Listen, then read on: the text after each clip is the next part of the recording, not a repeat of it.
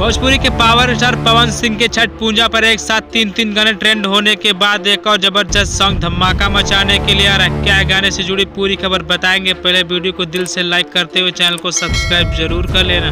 भोजपुरी के power star Pawan Singh ने छठ पूजा पे तीन सॉन्ग एक साथ ट्रेंडिंग का रिकॉर्ड बनाने वाले पवन सिंह का और धमाकेदार गर्दा उड़ा देने वाला सॉन्ग बहुत ही जल्द आने वाला है। पावर स्टार पवन सिंह के लाल घंघरा झगड़ा के घर के बाद नया सॉन्ग हरी हरी ओढ़नी बहुत ही जल्द रिलीज होने वाला है। भोजपुरी के पावर स्टार पवन सिंह के नए सॉन्ग हरी हरी ओढ़नी की बात करें तो इसको गाया भोजपुरी के पावर स्टार पवन सिंह और अनुपमा यादव ने। भोजपुरी के पावर स्टार पवन सिंह के नए सॉन्ग हरी हरी ओढ़नी की बात करें तो इसको लिखा है भोजपुरी के जाने माने राइटर आशुतोष सिंह ने। पावर स्टार पवन सिंह के जबरदस्त सॉन्ग हरी हरी ओढ़नी के निर्देशक है पवन पाल, तो वही जबरदस्त सॉन्ग में अपना संगीत दिया प्रियांशु सिंह ने। पावर स्टार पवन सिंह का नया सॉन्ग DRS म्यूजिक ग्रुप की तरफ से यूट्यूब चैनल से रिलीज किया जाएगा, जिसपे पवन सिंह पहले भी कई सारे गाने रिलीज कर चुके हैं। पावर स्टार पवन सिंह के नए सॉन्ग हरी हरी ओढ़नी का पोस्टर रिलीज होने के बाद फैंस काफी ज्यादा इंतजार कर रहे हैं पावर स्टार के नए सॉन्ग के लिए। अगर आप भी पावर स्टार पवन सिंह के सच्चे वाले फैन हैं तो उनसे जुड़ी हर खबर के लिए हमारे वीडियो को लाइक करते हुए चैनल को सब्सक्राइब जरूर कर लेना।